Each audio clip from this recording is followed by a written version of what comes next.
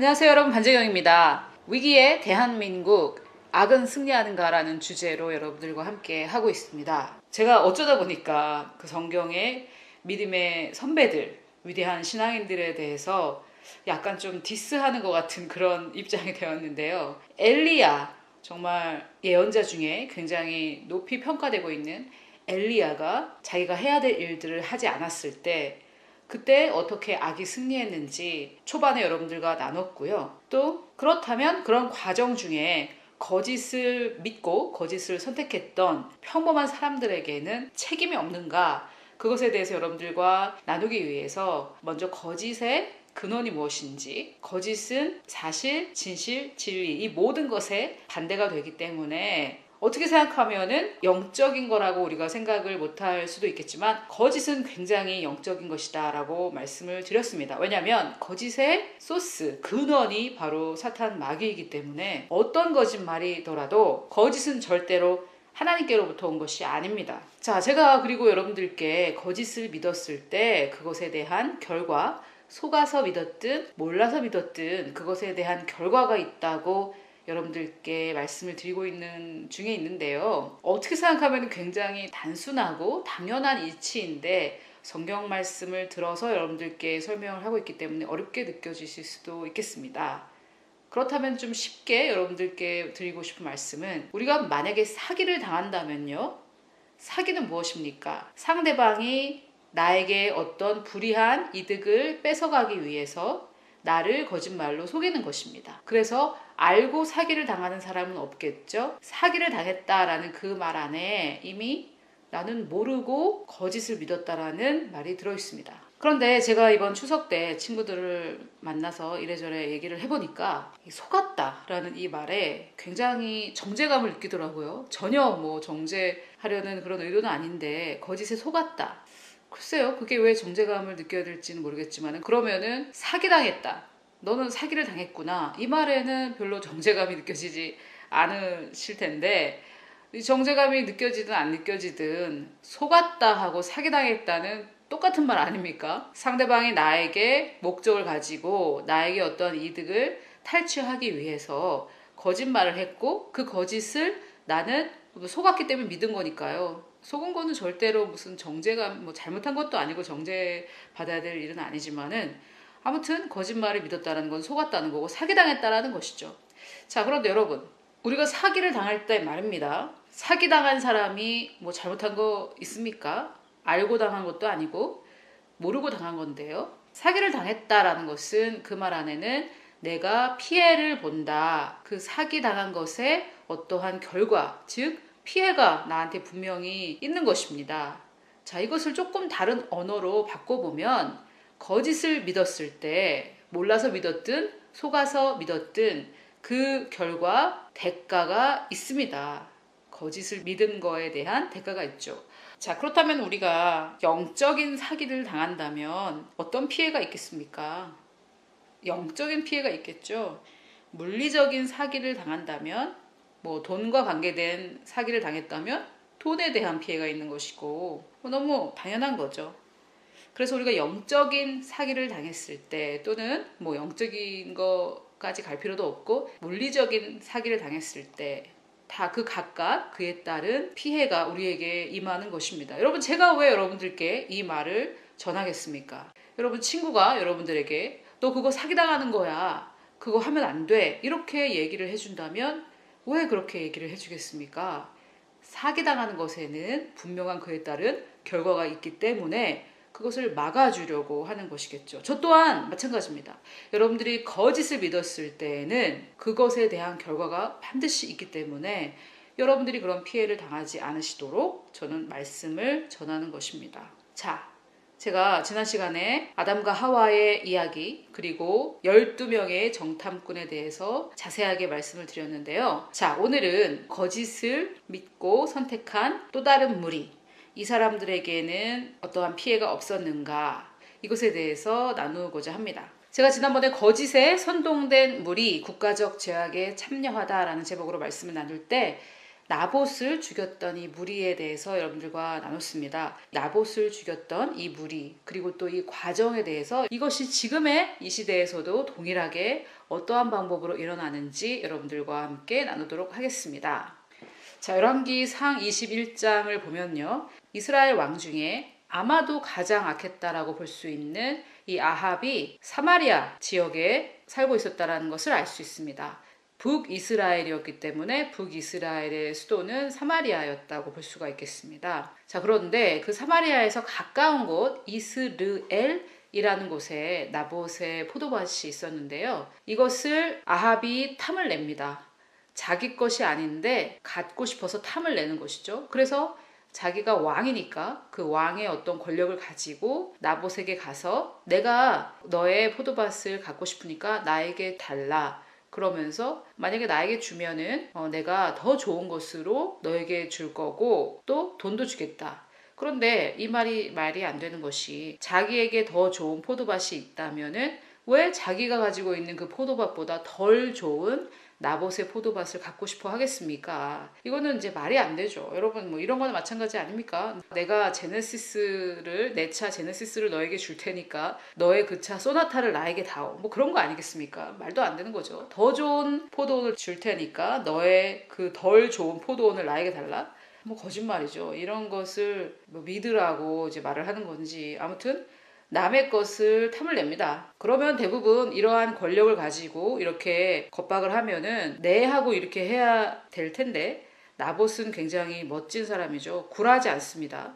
어떤 이 세상의 권력과 이런 것들에게 굴하지 않고 자기의 말을 합니다. 나봇이 뭐라고 하냐면, 내 조상의 유산을 왕에게 주기를 여호와께서 금하실지로다. 이것에 근거가 되는 말씀이 있고요. 그래서 나봇은 자기 조상에게 이어받은 포도원을 주지 않습니다. 멋있는 사람이죠. 자, 그랬더니 이제 아합이 여러 가지 슬픈 얼굴을 해서 이세벨이 술수를 씁니다. 이세벨이 어떤 술수를 썼는지 이제 여기 보여드릴 텐데요. 문제는 여러분 잘 들어보십시오. 실제 이 나봇의 포도밭을 뺏은 것은 이세벨과 아합입니다. 갖기 원했던 것은 아합이었고, 아합은 자기 손에 넣지 못해서 저렇게 안달복달했는데, 나봇의 포도밭을 나봇에게서 뺏어서 아합에게 전해준 것은 이세벨이죠. 그렇죠? 그런데 이세벨은 사실 정면에 그 무대에 등장하지 않습니다. 여러 사람들을 사용해서, 칼잡이들을 사용하는 것이죠. 사용해서 자기의 뜻을 이루고 있습니다. 자, 어떻게 했는지 한번 볼까요? 이세벨이 아합의 이름으로 편지를 씁니다. 첫째는 어떤 왕의 권력을 사용하는 것이죠. 둘째는 자기가 그 문제, 이 사건에서 빠지는 것입니다. 이게 아주 거짓과 악의 오래된 술수입니다. 예를 들면 사단 마귀도 뱀을 사용했죠. 직접 나서지 않고 자기는 빠졌습니다. 이렇듯 이름은 아합의 이름으로, 공식적으로는 아합의 이름으로 이렇게 했지만 사실은 이 일을 꾸민 것은 이세벨입니다. 이세벨 이름의 뜻은 다 말씀을 드렸죠. 바알이 높아진다, 바알이 내 남편이다, 뭐 이런 뜻이었습니다. 부정하다, 이런 뜻이었죠. 자, 이 이세벨이 아합의 이름으로 편지를 쓰는데 그것을 나봇과 함께 사는 장로와 귀족들에게 보냅니다. 이 말은 무슨 말이냐면, 나봇에 대해서 잘 알고 있는 장로와 귀족들에게 보냈다라는 말이 되기도 하죠. 자, 우리가 보았듯이 나봇은 왕의 명령도 거역할 수 있는 굉장히 의로운 사람이었습니다. 하나님의 말씀을 지키기 위해 왕의 말도 거절할 수 있는 그런 사람이었죠. 자, 이것을 장로와 귀족들이 몰랐을까요? 여기서 장로란 여러분 지금 우리 교회에 계신 그런 장로님들이 아니라 지도자들을 말합니다. 장로, 그리고 귀족들. 귀족들은 이 어감이 지도자라기보다는 어떤 태생이 다른 사람들이라고 할 수 있겠죠. 아무튼 사회에 영향을 끼치는 그런 사람들에게 이세벨이 아합의 이름으로 편지를 씁니다. 자, 이래서 이제 한 단계 내려온 거죠. 자, 이 장로와 귀족들은 그 편지 사연을 보는데요. 거기 보니 금식을 선포하고 나봇을 백성 가운데 높이 앉힌 후에 자, 지령을 내리고 있습니다. 그런데 이 백성 가운데 높이 앉힌다라는 것은 무엇이냐? 지금으로 볼 때는 여론몰이를 하는 거죠. 백성 가운데 높이 앉혔으니까 모든 백성의 눈에 다 들어왔겠죠. 자, 여러분, 지금 우리 언론, 만약에 동일한 이런 일이 옛날에 뭐 조선시대 왕조에서 일어났다면은 우리가 평범한 평민들의 한 사람으로서 그것을 속속들이 다 알 수는 없겠죠. 지금은 어떻습니까? 뭐 거짓이 대부분이었지만은 누가 어디서 뭘 했는지, 뭘 어떻게 했는지 이런 것들을 여러 언론을 통해 완전히 국민들을 세뇌시키다시피 했습니다. 저는 바로 이 백성 가운데에 높이 앉힌다라는 말이 그런 말이 아닌가 생각이 됩니다. 백성 가운데 높이 앉혔으니까 나봇에 대해 속속들이 다 쳐다볼 수가 있었듯이 언론이 전부 다 한통속이 돼서 계속해서 같은 거짓말을 계속 해댈 때 국민들은 그것을 믿을 수밖에 없는 상황에 놓이게 됩니다. 자, 그러면서 불량자 두 사람, 베리알의 아들들이라고 킹제임스에는 나왔다고 말씀을 드렸는데요. 그의 앞에 마주 앉히고 그에게 대하여 증거하기를 내가 하나님과 왕을 저주하였다 하게 하고, 자, 이게 도대체 무슨 말인지 제가 자세히 살펴보니까 이 장로와 귀족들은 공모자들이고요. 백성 가운데 높이 앉혔다라는 것은 여론과 언론을 통해서 나봇을 도마 위에 올려놓고 마녀 사냥했다라는 말입니다. 자, 이 불량자 두 사람은 누군가 가만히 봤더니 판결을 내리는 사람들입니다. 판결을 내리는데요. 거짓 판결을 내리는 것이죠. 그리고 나서 곧 끌고 나가서 돌로 쳐 죽이게 하라라고 이렇게 이세벨은 여기까지만 명령을 했는데 실제 이것이 어떻게 전개되었는지 한번 보겠습니다. 자, 그의 성읍 사람, 곧 그의 성읍에 사는 장로와 귀족들이 이세벨의 지시, 곧 그가 자기들에게 보낸 편지에 쓴 대로 합니다. 자, 이 사람들 왜 이것이 사실인지 아닌지 알아보지 않습니까? 자기들에게는 중요하지 않기 때문이죠. 이세벨이라는 권력이 시키는 대로, 배후의 숨은 권력이 시키는 대로 하고 있습니다. 그리고 분명히 나봇과 가까이 지내기 때문에 나봇의 청렴함, 의연함 이런 것들을 알고 있을 텐데 그것에 대해서는 전혀 개의치 않고 악한 지시, 지령이죠. 그것을 따라하고 있습니다. 자, 그리고 시킨 대로 금식을 선포하고 나봇을 백성 가운데 높이 앉힙니다. 시키는 대로 그대로 했죠. 언론의 이슈화입니다. 여론 몰이를 하는 거죠. 아합과 이세벨은 사실 뒤로 숨었고 아합의 명령에 거절한 나봇에게 모든 이목이 집중된 것입니다. 이세벨은 숨어 있습니다. 아합은 뭐 워낙에 겁쟁이니까요. 나올 생각도 하지 않고요. 자, 13절에 보니까 때에 불량자 두 사람이 들어와 그의 앞에 앉고 백성 앞에서 나봇에 대해서 증언을 합니다. 자, 이것이 언론의 거짓 선동이라고 볼 수도 있고요. 이르기를 나봇이 하나님과 왕을 저주하였다. 자, 판결까지 내립니다. 당신은 뭐 이렇게 그랬냐 안 했냐 따질 그런 것도 없었겠죠. 자, 언론의 거짓 선동 그리고 사법부의 거짓 판결까지 저는 이 두 불량자가 다 보여준다고 생각을 하고요. 또 여러분 성경에 뭐 1.1획도 괜히 쓰여진 것이 없으니까 왜 두 사람이겠습니까? 불량자 혼자서 해도 되는 거고 세 사람이 해도 되는 건데요. 제가 볼 때는 이들이 했던 짓거리가 거짓 선동과 거짓 판결 두 가지를 했기 때문에 그렇지 않을까 하는 그런 생각을 합니다. 자, 그런데 여러분 너무 놀라운 것 또는 한편 너무 슬픈 기록이 있는데 이렇게 두 불량자가 거짓 선동을 하고 거짓 판결을 내리자 무리가 그를 성읍 밖으로 끌고 나가서 돌로 쳐 죽입니다.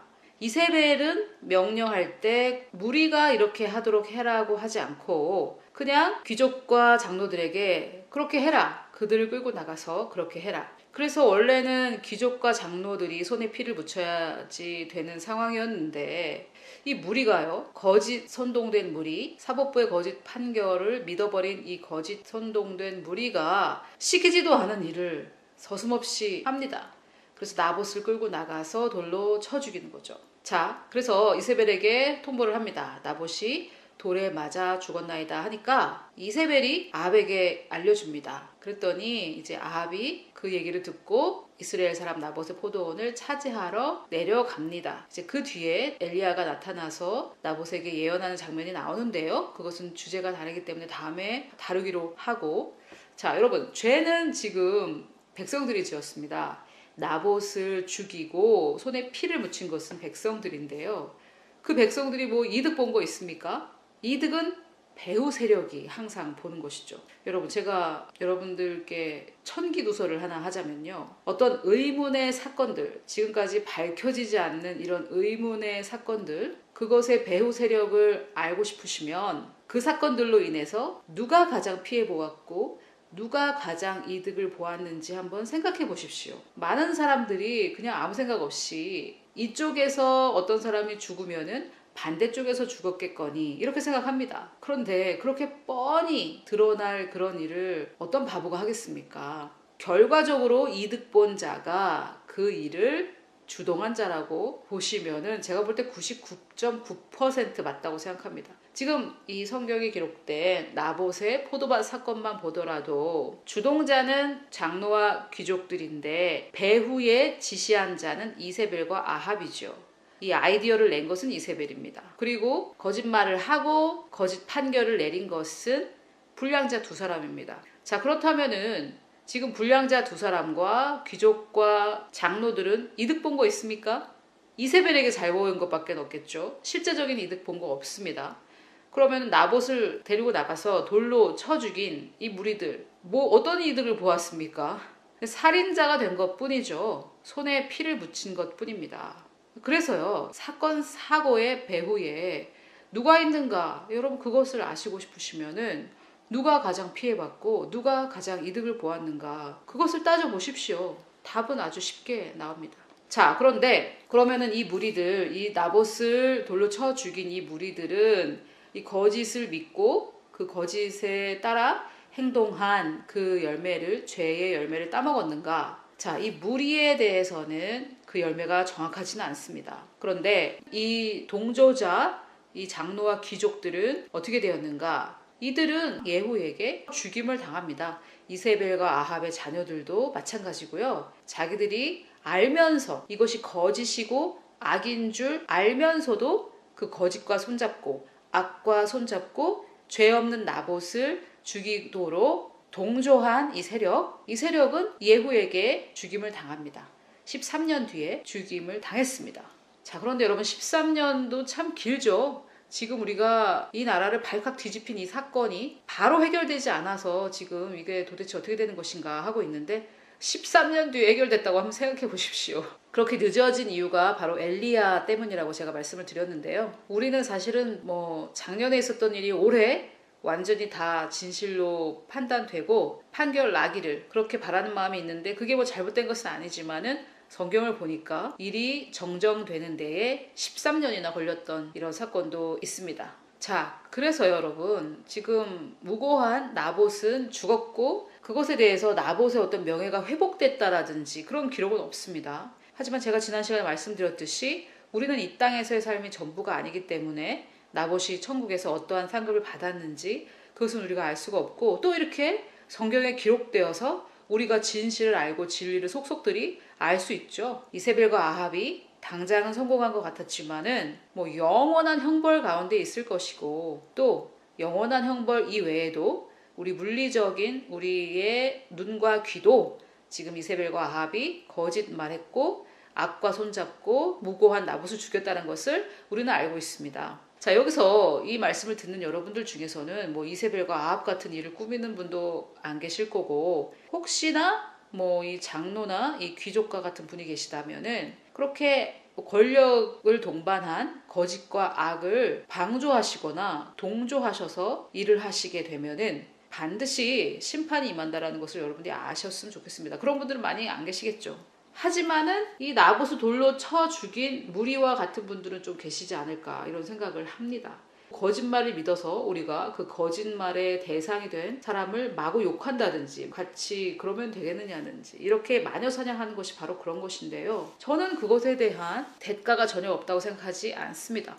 여러분, 바울이 뭐라고 했냐면은 내가 몰라서 했던 죄이기 때문에 하나님께서 용서하셨다 이렇게 말을 하는데요. 그것은 바울이 반성하고 회개하고 돌이킨 다음에 이야기이지, 만약에 바울이 몰랐다고 할지라도 계속해서 그 죄 가운데 머물고 회개하지 않았다면은 하나님께서 굳이 심판하지 않으시더라도 바울이 그 상황 속에서 아마 망하는 길로 가지 않았겠습니까? 자, 또 예수님과 스데반이 이런 말을 합니다. 저들을 용서하소서, 그리고 저들의 죄를 저에게 돌리지 마옵소서, 저들은 어떤 일을 하는지 자기 스스로 모른다 이렇게 말씀하셨는데요. 일단 저는 이런 기도를 하셨다라는 것 자체가 그들의 죄가 모르고 하더라도 그들에게 돌아가기 때문에 그것을 막기 위해서 예수님께서 그렇게 기도하셨다고 보고 스데반도 그래서 그렇게 기도했다고 봅니다. 만약에 모르고 하는 일에 있어서는 그 죄가 죄로 돌아가지 않는다면은 예수님과 스데반이 이렇게 기도했어야 할 이유가 없었겠죠. 여러분 그렇지 않습니까?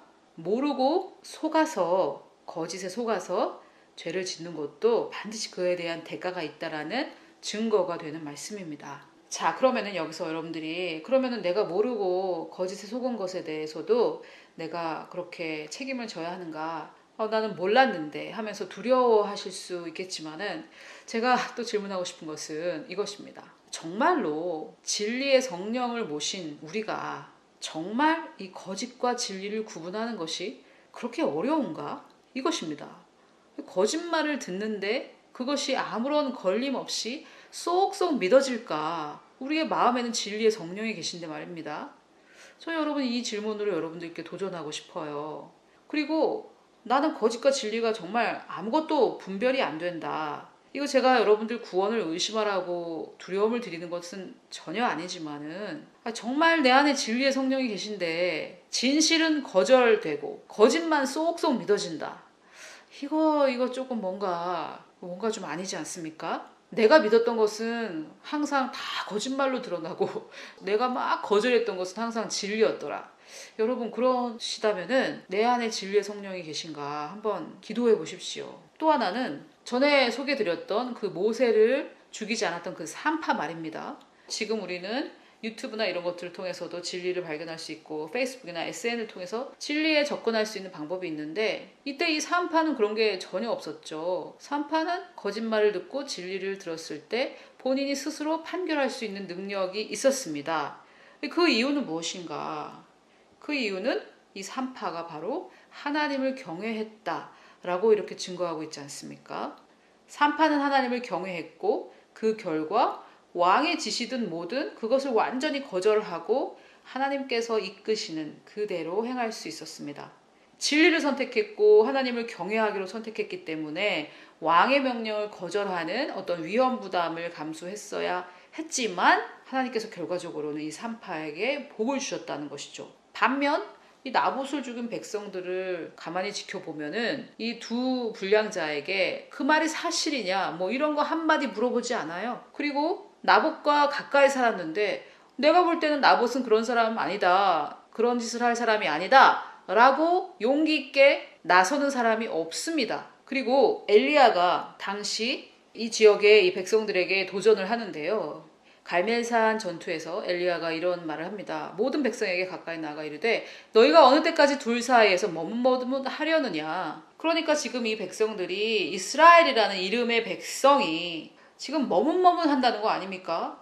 하나님께게도 한 발 뒤밀고 바알에게도 한 발 뒤밀고 그러니까 이 양쪽으로 선과 악에 왔다 갔다 하고 있는 백성들입니다. 그러면서 여호와가 만일 하나님이면 그를 따르고 바알이 만일 너의 하나님이면 그를 따를지어다 이렇게 말을 했는데 이 백성들이 이때는 말 한마디 대답하지 못하는 이런 백성들이 바알의 아들들 베리아의 아들들 이 불량자 두 사람의 말은 어떻게 그렇게 잘 믿느냐는 것입니다. 진리와 진실이 선포될 때는 머뭇거리는 이런 인간들이 베리알의 아들들 불량자들의 말에는 한마디도 의심하지 않고 질문하지 않고 합리적인 의심조차 해보지 않고 믿고 시키지도 않은 살인을 저질렀습니다. 여러분 이것이 지금 우리 자신들의 자세는 아닌지 돌아보아야 하겠습니다. 하나님이 이런 백성들까지 지키고 보호하셔야 될 책임이 있으십니까? 이런 사람들까지 자자손손 복주고 축복을 풀어 놓으셔야 될 책임이 하나님께 있습니까?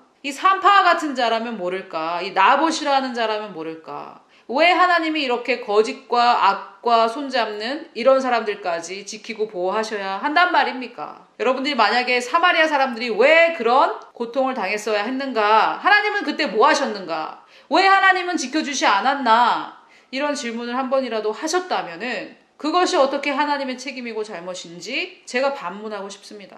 자기들과 가까이 살았기 때문에 그 누구보다도 나봇의 결백함을 알았을 텐데 이 불량자들의 말들, 이 권력의 거짓의 이 이세벨의 이름까지도 사악한 이세벨의 그 지시에는 딸랑딸랑거리는 이 장로와 귀족의 말은 아무런 걸림 없이 다 믿고 받아들이면서 선지자 엘리야의 말에게는 머뭇머뭇거리는 이런 백성들, 여러분 이것이 우리의 자세가 아닌지 한번 돌아봐야 됩니다. 종일 편파 방송한다는 이 종편에 나와서 정말 자기 말에 책임도 짓지 않은 사람들이 떠드는 거짓말은 걸름 없이 다 믿고 진리와 진실을 말하고자 나선 사람들에게는 당신은 사역자가 왜 정치 얘기하느냐 이런 식으로 그런 말을 하는 사람들이 그리스도인인데 도대체 거짓과 진리를 제대로 구분하고 계신지 스스로에게 질문을 한번 해보셔야 된다는 것입니다. 또 여기서 여러분, 제가 여러분들께 이 말씀을 전달하는 의도, 동기에 대해서 또 말씀을 드리고 싶은데요. 영적으로 이렇게 말씀을 드리면은 어렵게 느껴지시겠지만은 사기당하지 마시라는 겁니다. 친구가 사기를 당하든 말든 내한테 피해가 없으니까 차라리 말리지 않고 그냥 싫은 소리 안 듣는 것이 훨씬 더 편할 수 있겠지만은 그 친구를 생각하니까 그렇게 하지 않겠습니까? 여러분, 저도 사기를 하나 당했는데요. 사실 그 당시 제 마음이 굉장히 불편했고 제가 어떤 것을 구입했는데 그것을 사지 말아야 된다라는 마음이 있었습니다. 그런데 제 마음에 그러한 인도, 그리고 저의 가족이 반대했는데 그 반대에도 무릅쓰고 제가 조급하고 급한 마음에 그것이 너무 필요하다라는 생각에서 그것을 구입했는데 정말 철저하게 사기를 당했거든요. 처음부터 사기치려고 작정한 사람의 사기를 당했습니다. 그래서 겉으로 보기에는 전혀 문제가 없이 보였지만은 사실은 진리의 성령님이 제 안에 계신데 말씀을 안 해주셨겠습니까? 저는 마음이 정말 불안했고요. 처음 있는 일이니까 떨리는가 보다 이렇게 애써 부인을 했었습니다. 결론은 제 안에 그 세미한 음성이 옳았고 저를 말렸던 저희 가족이 옳았고 저는 사기를 당했고 사기당한 것에 엄청난 피해를 보았습니다. 여러분, 지금 여러분의 마음 가운데 이 거짓 언론을 대하시면서 성령의 그 세미한 음성이 들리실 텐데 거절하지 마십시오. 한 번, 두 번 거절하다 보면은 그 세미한 음성이 더 세미해지고 나중에는 아예 양심에 굳은 살이 배겨서 안 들릴 때가 올 수도 있습니다. 그러면은 그렇게 편하게 한평생 살고 아무런 피해가 없느냐? 사기당하는데 어떻게 피해가 없겠습니까? 영적인 사기를 당하는데요. 진리에 대한 사기를 당해도 영원한 형벌이 있는데 진실과 사실에도 사기를 당하면은 그것에 대한 대가가 있습니다. 여러분, 대한민국의 2017년 10월 굉장히 중요한 시기입니다. 국가적으로 정치적으로 굉장히 중요한 시기입니다. 여러분은 이 중요한 시점을 놓치지 마시고 진실과 정의의 그 배를 타십시오. 그동안 내가 나봇을 죽인 백성들과 같은 자세를 취했었다면은 지금 돌이키십시오. 이제라도 늦지 않습니다. 여러분, 더 지나가면은 늦은 때가 옵니다. 그때까지 가지 마시고 진리를 선택하는 여러분이 되시기를 바라면서 마지막으로 제가 여러분들을 위해서 또 저를 위해서 이 나라를 위해서 기도하고 마치도록 하겠습니다. 진리의 성령님, 우리 안에 계시고 또 우리를 인도하시고 우리 마음 가운데 말씀하시는 진리의 성령께서 계시니 감사를 드립니다. 아버지, 우리가 때때로 육신적인 선택에 의해 진리의 성령의 음성을 애써 부인하고 그 진리를 외면한 적이 있습니다. 주님, 저희의 그러한 잘못됐던 선택들을 주님 앞에 고백하고 회개합니다. 아버지, 그 잘못된 선택으로 인한 여러 가지 악한 결말들, 악한 결과들, 그 모든 악에서 우리를 깨끗게 하시고 우리의 회개를 통해 하나님께서 우리를 다시 한번 바른 길로 인도해 주실 것을 믿습니다. 아버지, 이 나라와 국민을 위해, 한국 교회를 위해 기도합니다. 아버지, 이 나라를 주님이 사랑하시고 특별히 선택하신 줄 믿습니다. 한국 교회가 지금은 다 무너진 것 같지만 온 열방에, 전 세계에 주님의 그 복음을 전할 놀라운 사명을 가진 민족으로, 그러한 교회로 부르심 받았다는 것을 저희는 믿고 알고 있습니다. 아버지 하나님, 지금 하나님 앞에 새롭게 다시 서기를 원하는 귀한 형제 자매들, 이 대한민국 교회를 하나님께서 굽어 살피시고 다시 한번 우리를 이끌어 주시고 진리 가운데로 인도해 주실 줄 믿습니다. 주님, 지금 거짓과 진리 사이에서 머뭇머뭇하는 형제자매님들이 계시다면 하나님 확실하게 말씀해 주셔서 그분들이 온전한 진리의 성령님을 선택하고 진리를 잘 알아듣는 귀가 있기를 이 시간 예수 그리스도의 이름으로 축복합니다. 우리에게 진리의 성령을 보내주신 우리 주 예수 그리스도께 감사를 드리며 이 모든 말씀 예수님의 이름으로 기도드렸습니다. 아멘.